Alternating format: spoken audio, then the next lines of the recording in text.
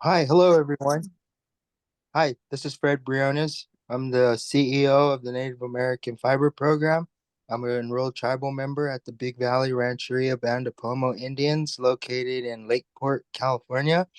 It's an honor and a privilege to have everyone on today and how basketry and natural fiber is uniting us.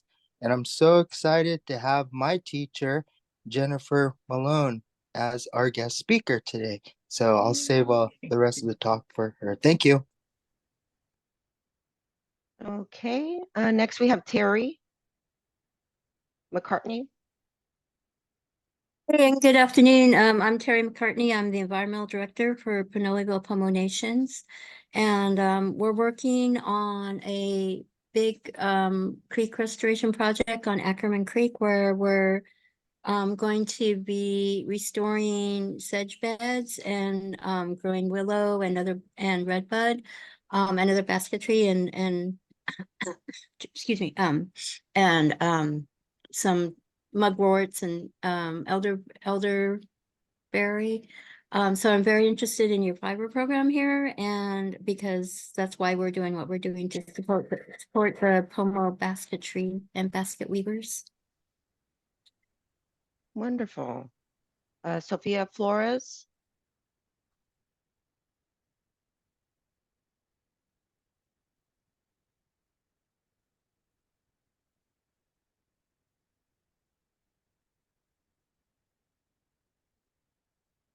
Okay. Oh, Her mic isn't working, but she says hello. you. Okay, Adam Cantor.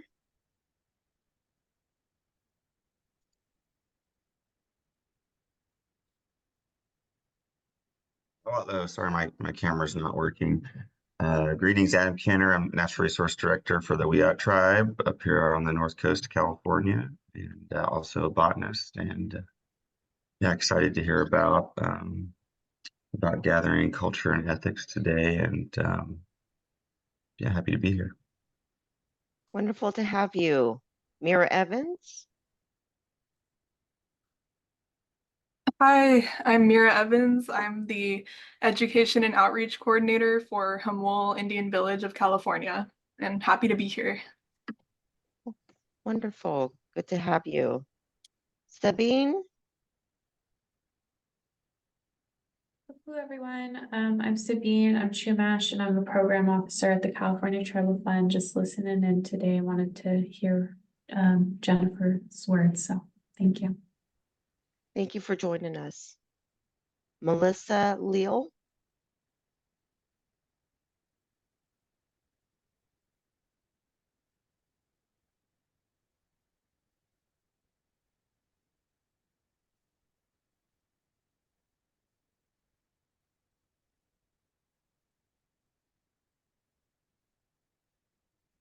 Okay, I think, all right. And so Melissa has dropped in her introduction into the chat. Thank you, Melissa. All right, so Jennifer, let's get you started. The room is all yours. Okay. I usually like to start off with a prayer just to get my day started with any projects that I'm working. So I'm going to do a quick prayer.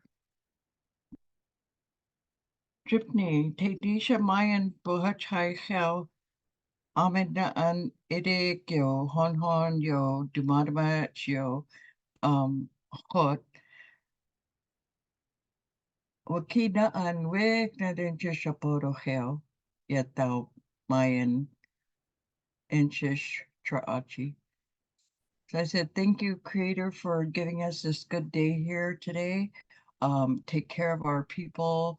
Thank you for our water, our trees, our animals, and give us a good day.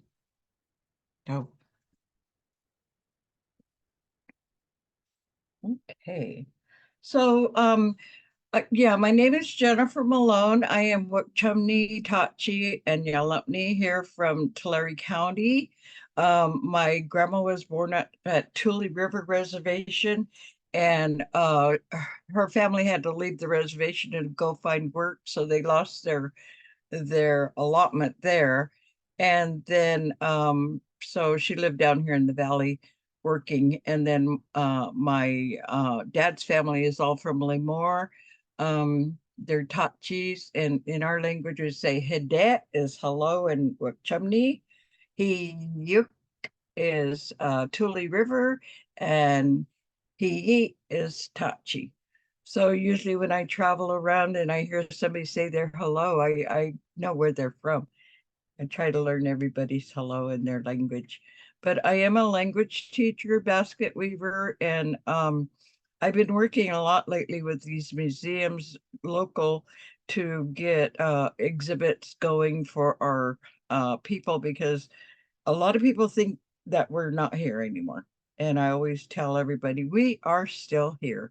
That was one of the things that my mom always stressed, that people don't know that we're still here.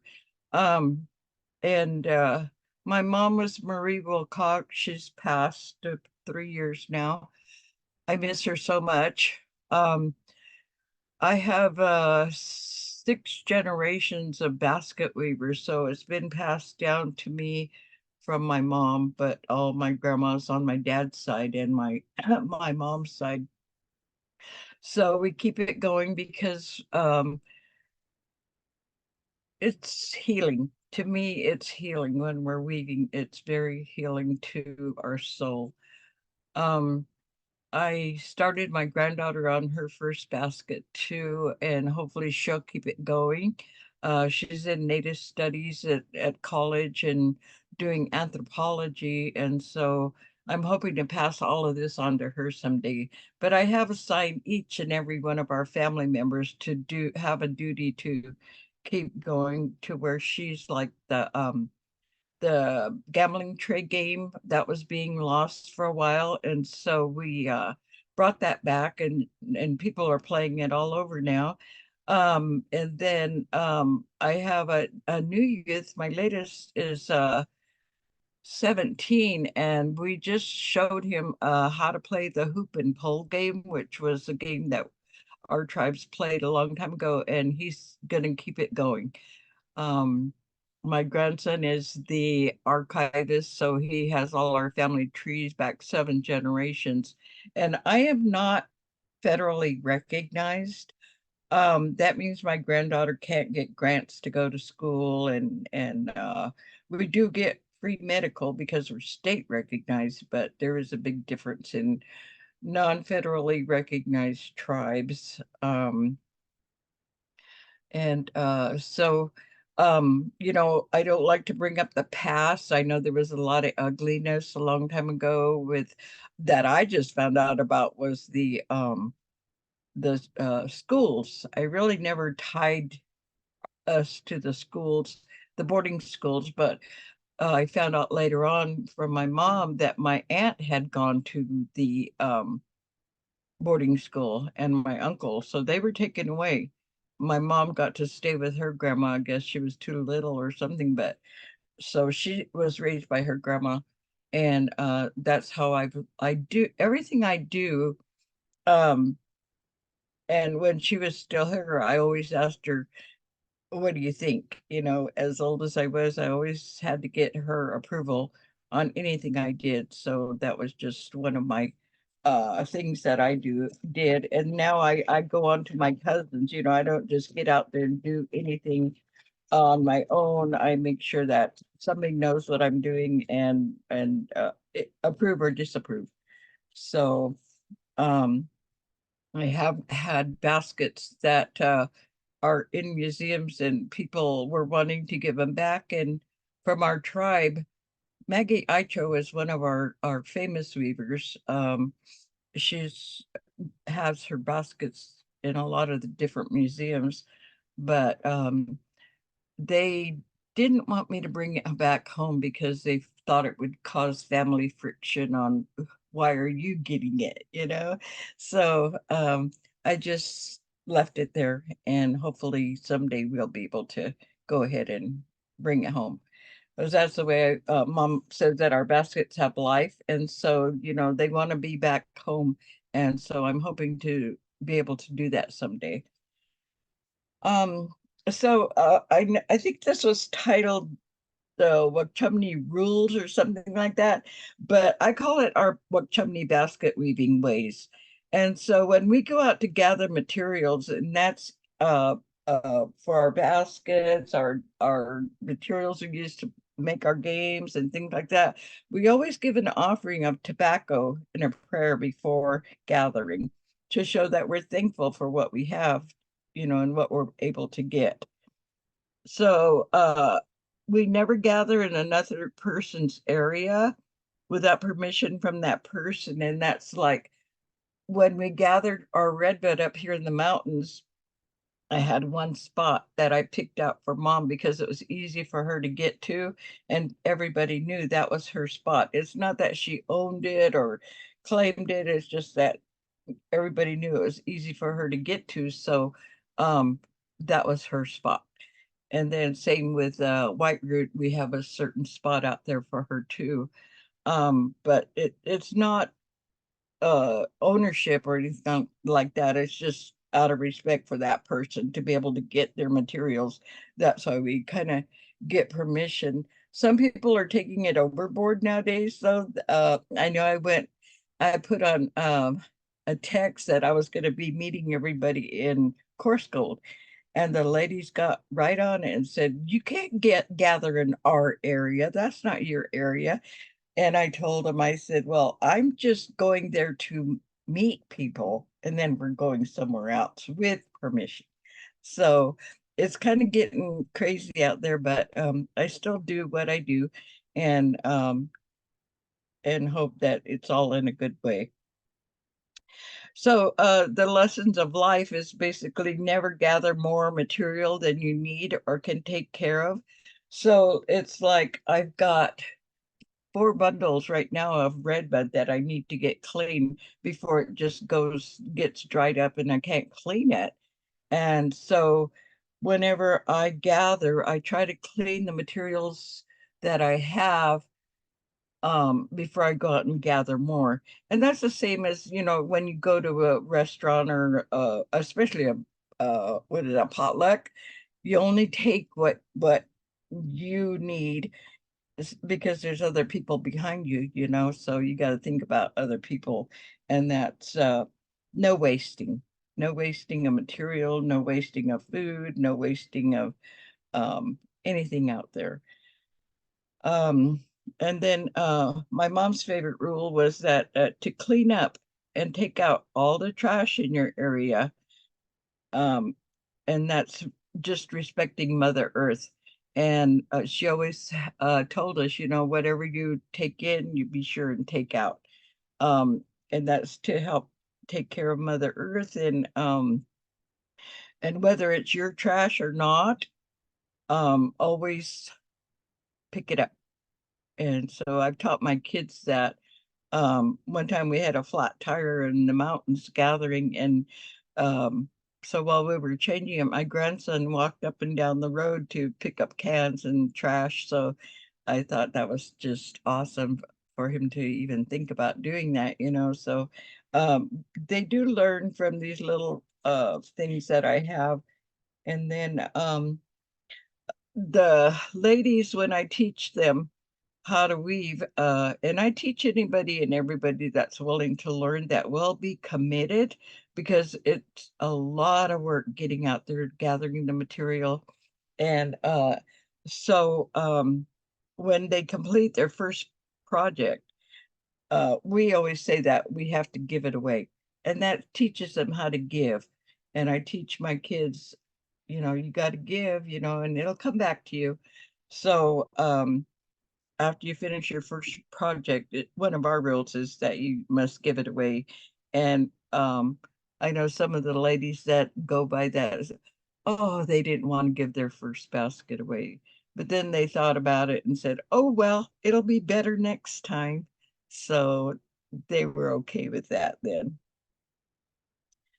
It's we don't weave at night. My mom said that our baskets have life, and at nighttime the bad spirits like to travel, and so you don't want anything into your basket that's gonna cause harm, or, you can't weave when you're sad or mad. The materials won't work right. Your fibers will break. Just different things happen, to if you're in a bad mood, you cannot weave a basket, as that would be a mad basket. So the other thing that I had to add on to was no phones, because this is such a awesome teaching time that you don't need your phone unless you're waiting for somebody to call you to pick somebody up or something important. But I noticed that when we go to the basket weavers, that a lot of people have their phones right there, and they're texting the guys that are sitting next door or whatever, and so I try to tell them to pay attention and listen, and then you can get on your phone when you're all done. So those are just a few of our Wuckchumni basket weaving ways that we try to live by. I always share all of this information with my people. Um, and if anybody wants a copy of it, I have copies here that I can send to Fred or whatever, if anybody wants a copy. But in talking about the fibers, one of them I don't have here with me, I forgot to get it, is the milkweed. And that was how we made our rope. My mom said her grandpa made the ropes for the horses, and you have to prepare that material by rolling it and making it come together, and then you just roll it to a big thickness for the horses. So that was one of the best fibers. Then we used them to put on our cradle boards to carry the babies in the baskets. Um, One of the main ones that we get, and all of our materials are seasonal.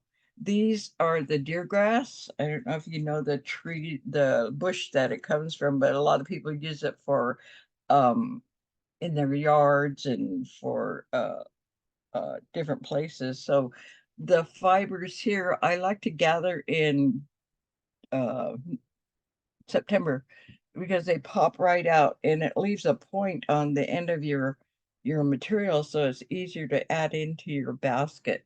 But all of this stuff right here, um it pokes, so you got to really be careful. You got to clean all of that off, and this is what we call our filler for the basket, is deer grass. In our language, it's chuckish, and that's all I knew it as a long time. I never knew the real name for it, so I don't study plants, so um that's just what I call it, is chuckish. So another material that we have is our redbud, and this is from the shoots of the redbud tree. And I always have to split them, peel them, and size them down to make our baskets. With the inside, the red is what we use for our symbols on our baskets. And I always tie it up, roll it up, and tie it up. I try to keep them in the right size of whatever project I'm going to be working on, because that way I don't waste material. By if I have a real long one and I'm making little tiny baskets, um, it would be wasting. So this is our redbud from the fibers. And then grandma always told us it was after the first frost.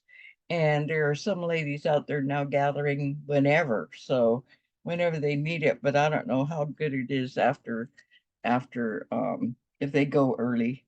So redbud, and that's anup in our language.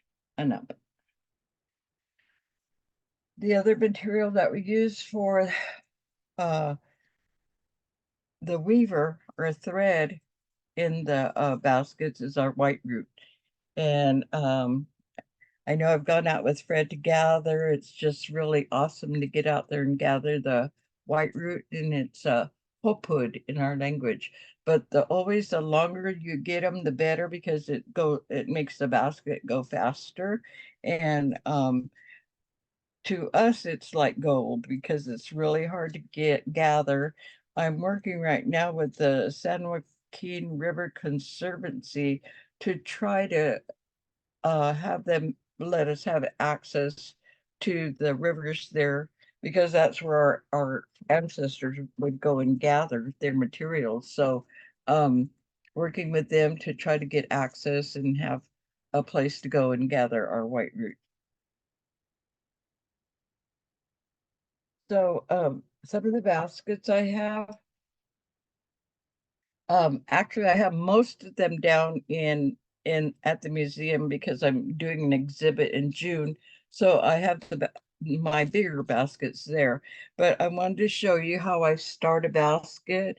And this is right in here is where we start with the white root. And then this is the red bud right here. And then the white root again. So I'm pulling it up right here now. So I'm gonna make a round basket. And our baskets were used for cooking. We made acorn in the baskets. We would have the big baskets and then we'd have hot rocks and we'd put it in there and make sure you stir it because if it stayed on the bottom, it would burn a hole. But we cooked the acorn in the basket. So that was our pots. And so you could see the right here is the deer grass. So that's where I have to clean all of this. And this is our add-in or our filler to keep the basket going all the way around and just add in as I go. And then we do have the deer bone awls that we use for our awls. And that's just to poke a hole right in here and then send your material and just keep going. So I made my mama basket and that's this one here. And she always used it. It's like I tell everybody it's like our Tupperware. Because she used hers for her popcorn, her snacks, and she was watching TV and different things like that. So this is this one I made for my mom, and it's the stairs to the mountains. We our symbols on our baskets. I know some of them to that when we go to the museums. I know the symbols on there and the materials. I can tell those are our baskets. So this is just the bigger stitches that I made on these, and then ooh, this in here, that was mine, and this one is my grandma's that she made. But you could see how fine the stitches are compared to mine. I said, I hope I get that good someday.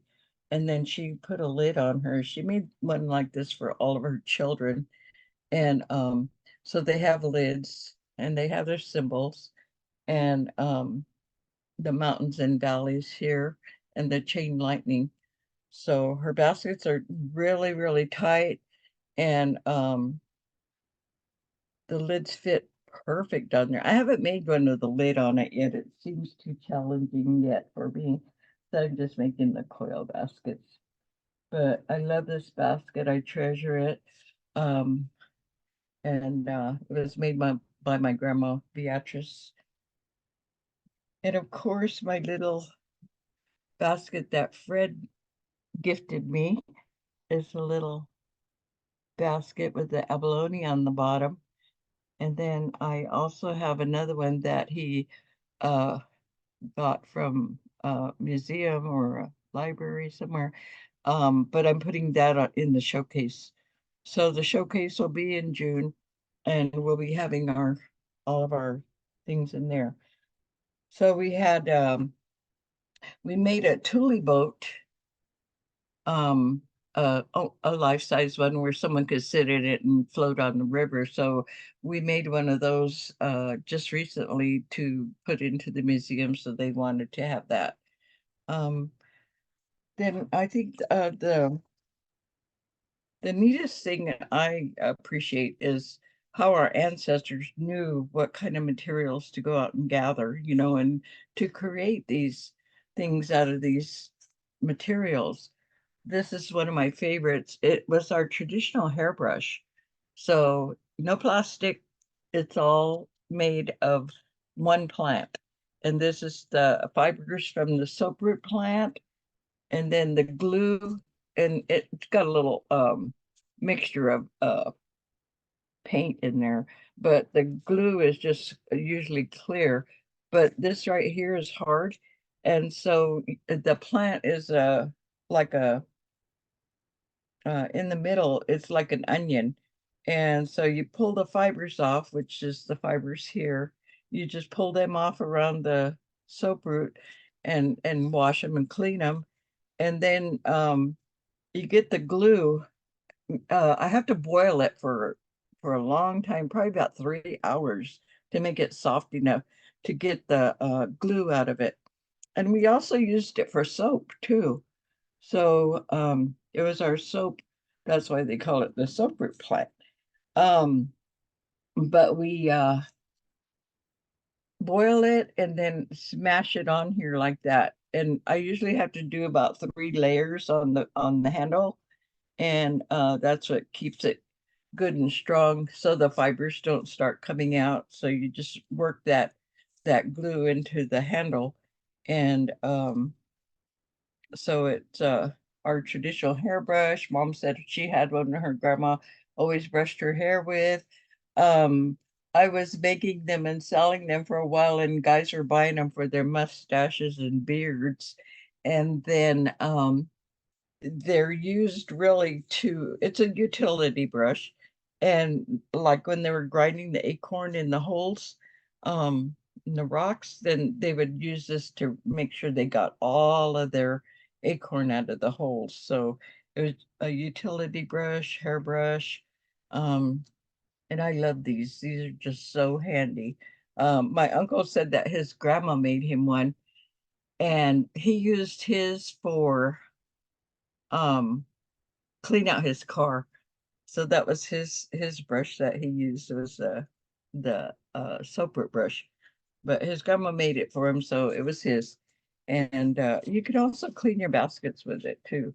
With my baskets, I like to give them a bath every once in a while. A lot of people don't like to handle them sometimes. I know I've been to a few museums where they make us wear gloves so that we don't get our oils into the baskets.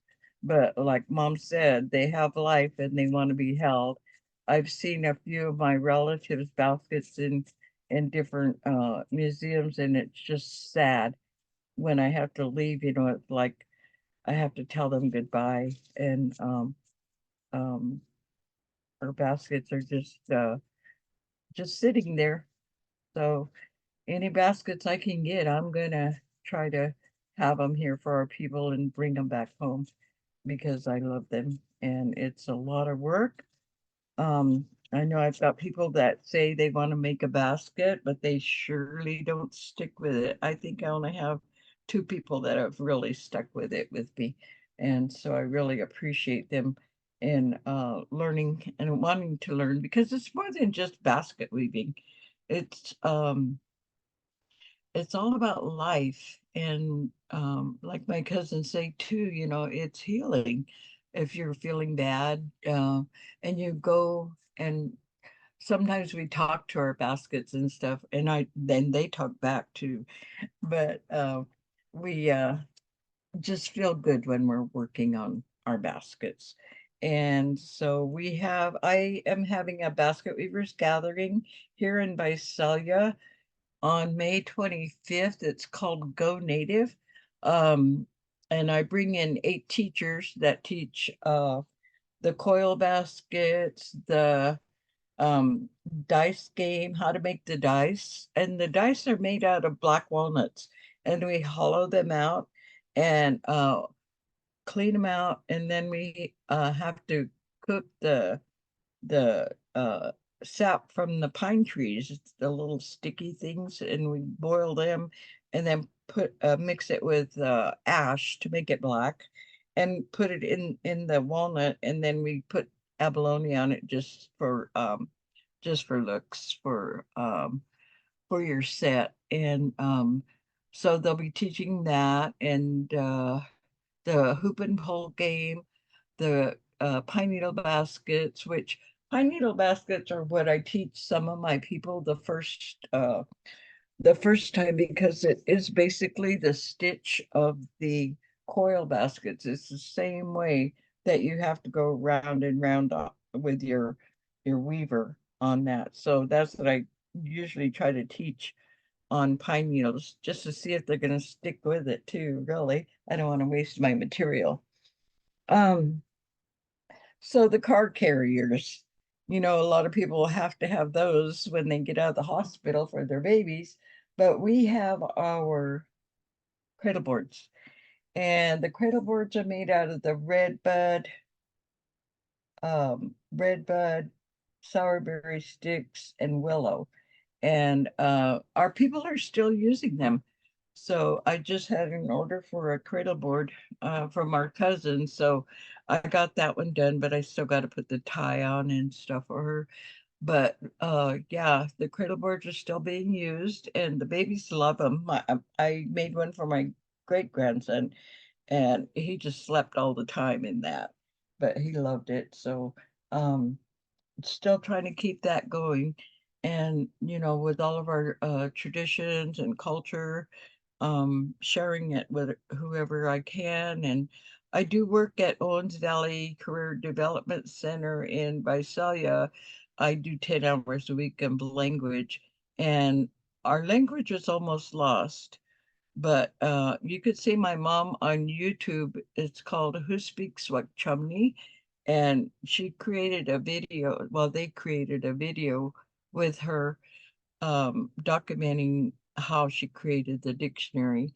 And so the language is used in everything I do so that whenever we do projects of beadwork, baskets, anything, we know the names of the items that in our language and teaching our people um, all of that to carry it on because she thought, she did it because she wanted someone to talk to. And her and I had really good times on trips and going different places. She would always talk in the language, and it was just fun being with her. And she loved basket weaving, gathering out there, gathering as, and I don't know how she did it, but she was out there gathering all the time whenever we went to gather. And I know for me right now, sometimes it's hard, so I can't get out there and roam them hills. But yeah, so and also in June we will be California Indian Basket Weavers Association is a statewide organization of basket weavers, and we are going to Morongo this year on June 28th. And the Friday is when we teach to natives that come and want to learn how to do different styles. And the teachers provide the materials. And we are trying to get the youth involved. So I'm getting 5 youth to do some classes also, which is always really a start to get people going. So that'll be in June this year in Morongo, and hopefully everybody can come and see us. And um, so I think that was about all I had. Does anybody have any questions, comments, concerns? Priscilla?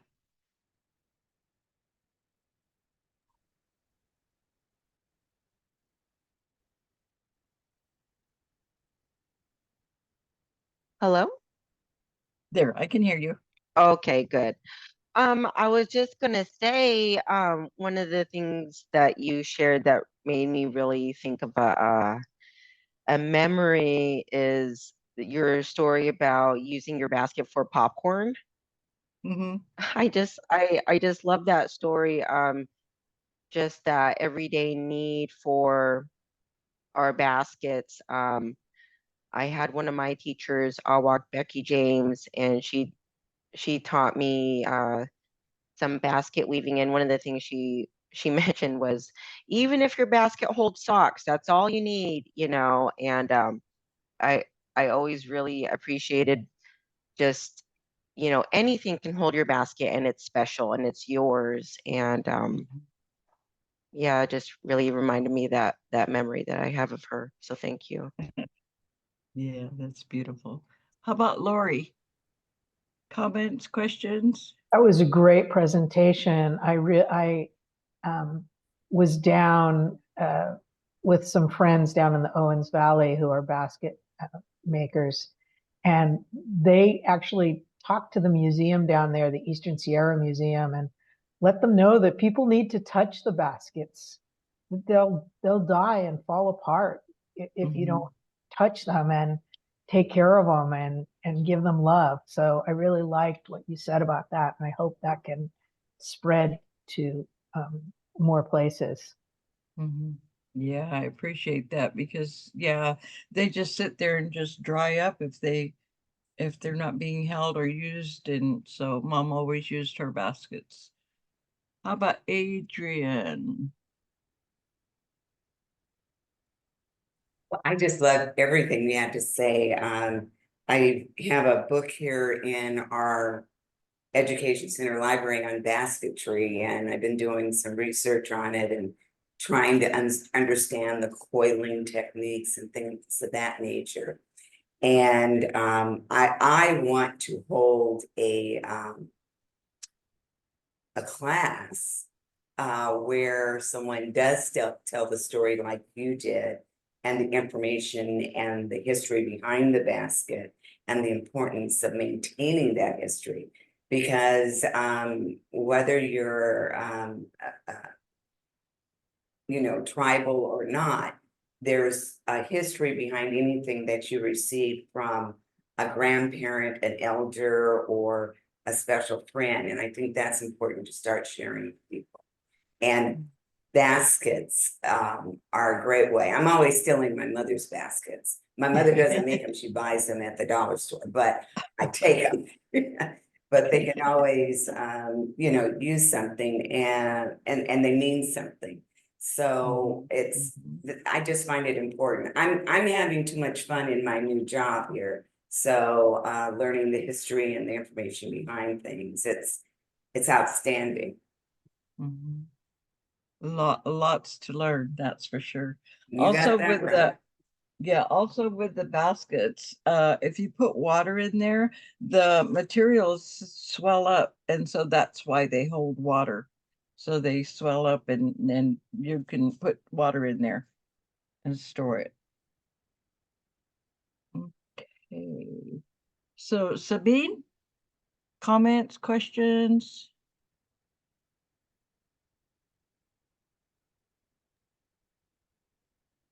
Oh, sorry. No, I'm just very appreciative of everything that you share, and just the way that you interact with your family, and share that responsibility is very important. So I'm just really appreciative of that.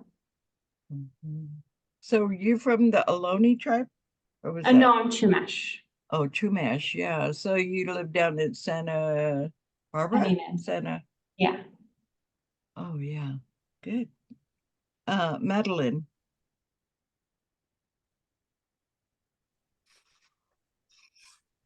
Thank you so much.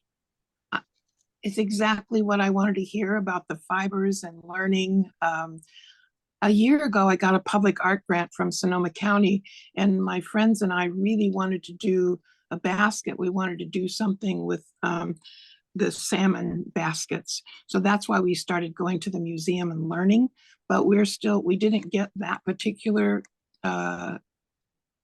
grant. We got another, we gold leafed wild rose at City Hall. So that part was fun, but we are still determined to do something about the baskets. They're gone right now, or they'd probably both be here on this call. I'm going to tell them so in Visalia, is it the festival in June, or the teaching time in June, did you say? In May. May 25th will be my Go Native.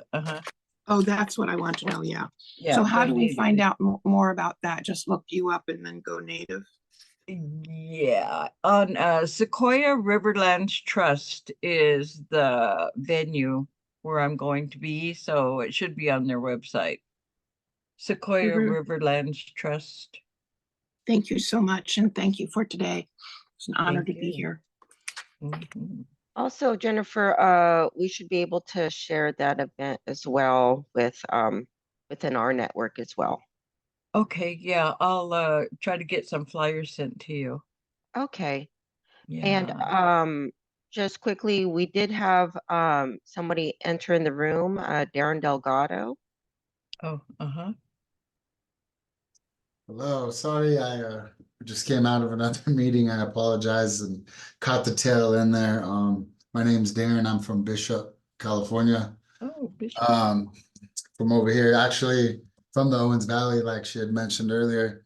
But I'm hoping that it said it was recorded if there'll be a link sent out for the presentation. But I kind of heard what you said there at the end, just as far as holding the baskets, and I'm sure you probably touched on, I don't know if the baskets needing, water, and need that I drink, give him a bath.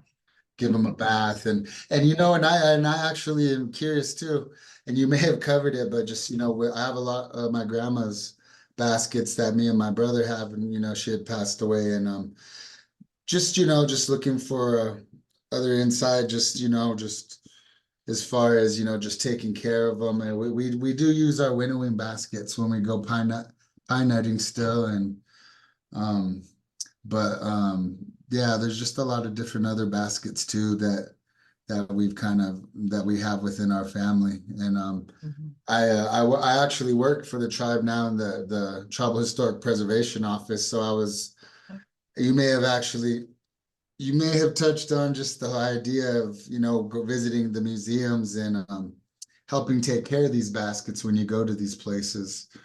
And so hopefully there'll be something sent out with the recording, I hope. But I apologize for showing up late. Yeah. So I'm supposed to be going up there next month probably to teach the ladies how to make the cradle boards for the Really? Owens Valley. Yeah, I'll be up there next month.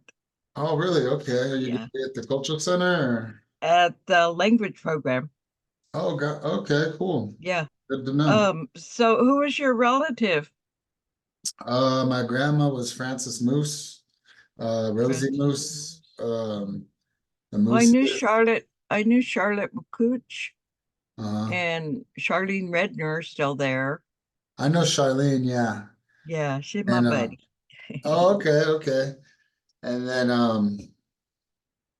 then on my mom's side, there's a lot of family. There's some Cyruses and some Hills from Big Pine area. Mm-hmm. And yeah, everybody knows everybody over here.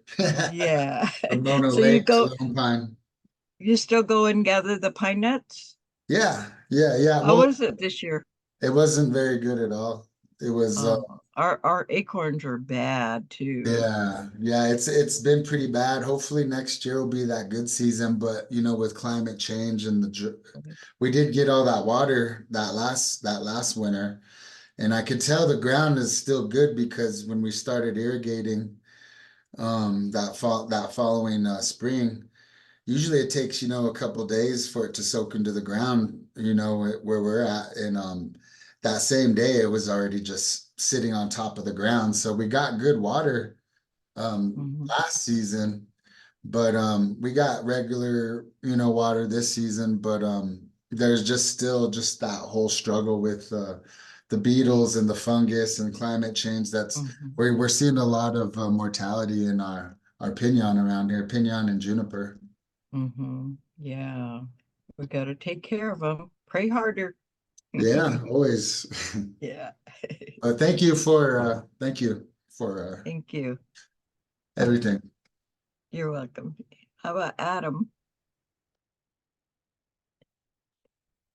Thank you, Jennifer. Out of all the plants relatives you spoke about, what are you most concerned about? Oh, our material is redbud out there being sprayed. Because we usually put them in our mouth to size them or something. And if they're sprayed, people get sick. And we've had some of the ladies got cancer from spray. So we really need to be careful out there when we're gathering to make sure that it hasn't been sprayed. Gotcha, that's horrible. Well, I love the redbuds. I look forward to them blooming here soon. Mhm. Thank you. Uh-huh. Did I forget somebody? Anybody? Myra? I guess her speaker was gone, huh? Yeah. Fred, he did have to jump off too. Yeah, I saw that. I waved at him.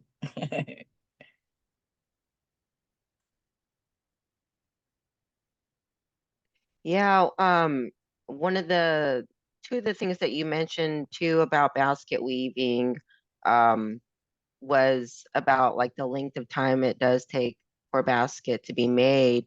But within that though, this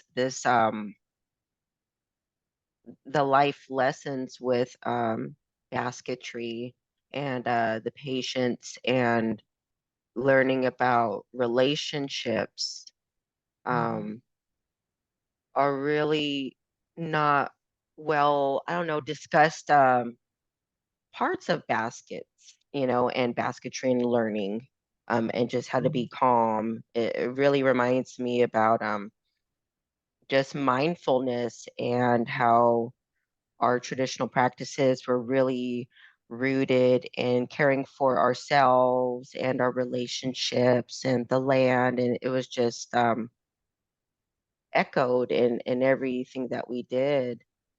Mhm. Yeah. Yeah, that's so important because that's why I said it, it's just our ways of life, basically, but it's more than just basket weaving.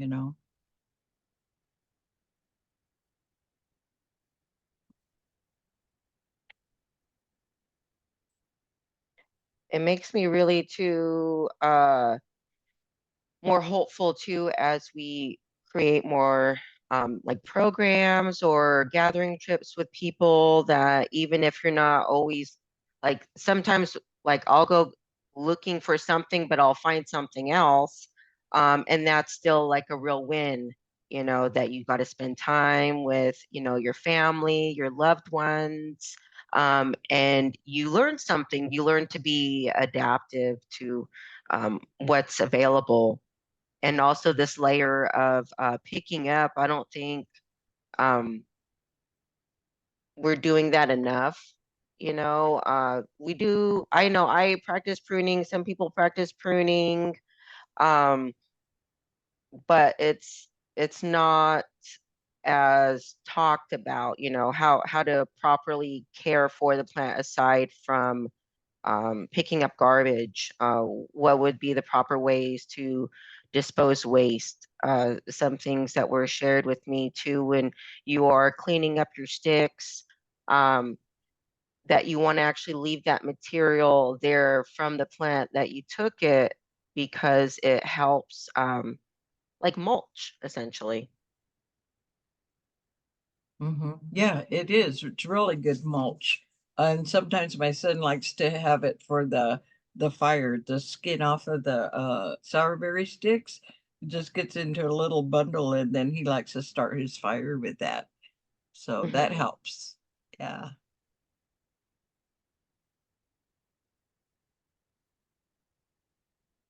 Let's see, I'm reading in the chat here. Adrian says, thank you, Jennifer. Great information and greatly appreciated.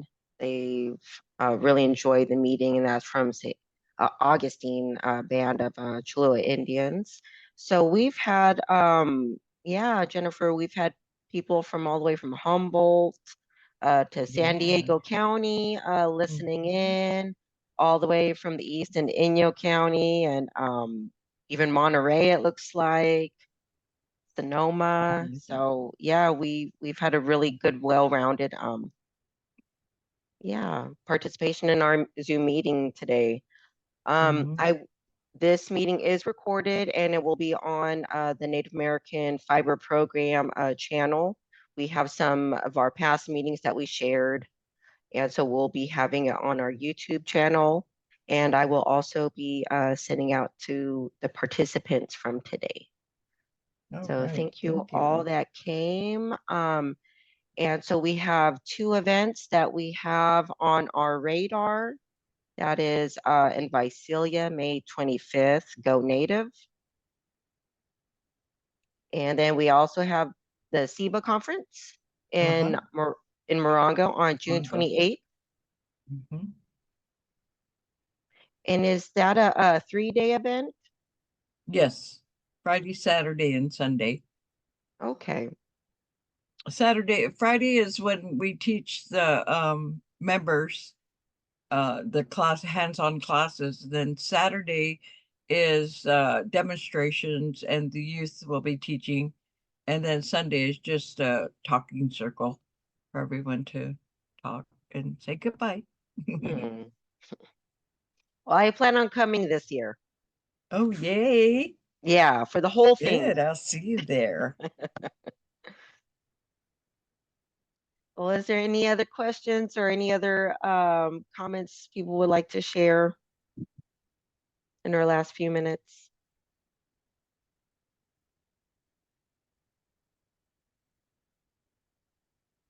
Well, thank you all for joining us, and Jennifer.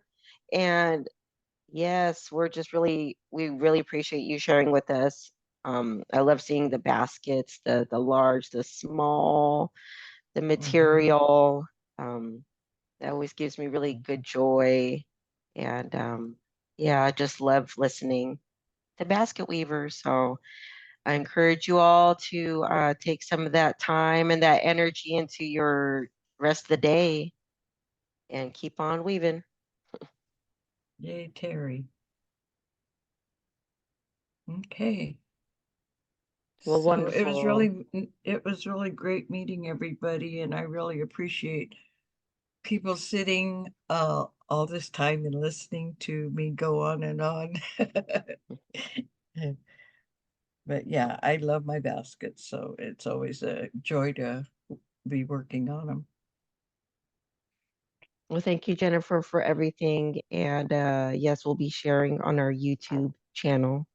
So everybody have Okay. a wonderful day. You too. Thank you. Take care.